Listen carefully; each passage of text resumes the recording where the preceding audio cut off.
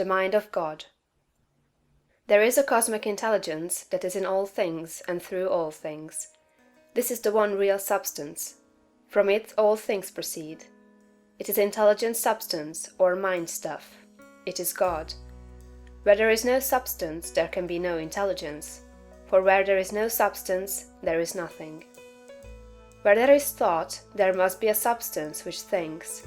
Thought cannot be a function, for function is motion, and it is inconceivable that mere motion should think. Thought cannot be vibration, for vibration is motion, and that motion should be intelligent is not thinkable. Motion is nothing but the moving of substance. If there be intelligence shown, it must be in the substance and not in the motion. Thought cannot be the result of motions in the brain. If thought is in the brain, it must be in the brain's substance and not in the motions which brain substance makes. But thought is not in the brain substance, for brain substance, without life, is quite unintelligent and dead. Thought is in the life principle that animates the brain, in the spirit substance, which is the real man. The brain does not think. The man thinks, and expresses his thought through the brain. There is a spirit substance that thinks. Just as the spirit substance of man permeates his body, and thinks and knows in the body, so the original spirit substance, God, permeates all nature and thinks and knows in nature. Nature is as intelligent as man, and knows more than man. Nature knows all things.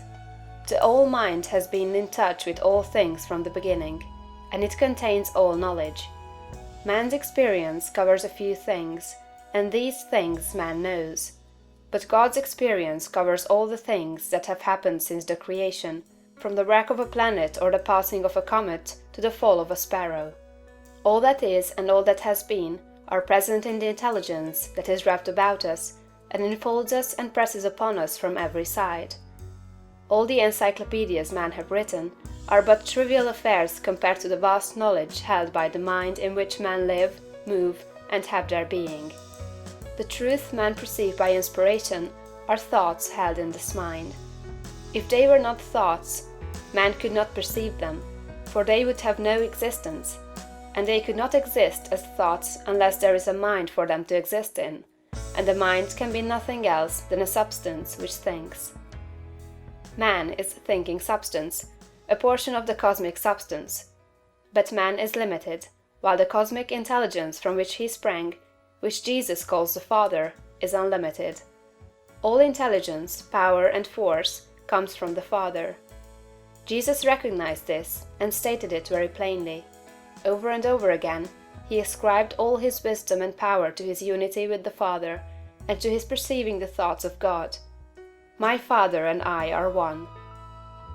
This was the foundation of his knowledge and power. He showed the people the necessity of becoming spiritually awakened, of hearing his voice and becoming like him.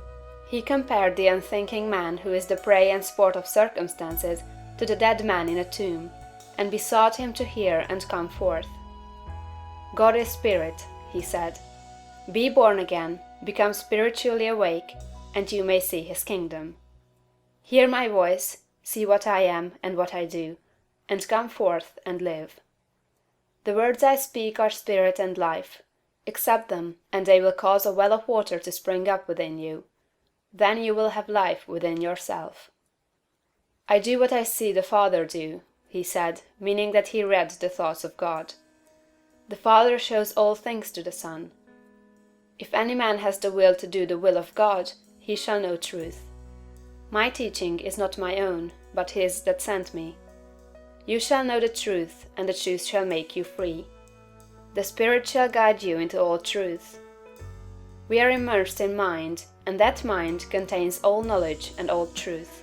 It is seeking to give us this knowledge, for our Father delights to give good gifts to his children. The prophets and seers and great men and women, past and present, were made great by what they received from God, not by what they were taught by man. This limitless reservoir of wisdom and power is open to you. You can draw upon it as you will, according to your needs. You can make yourself what you desire to be. You can do what you wish to do. You can have what you want.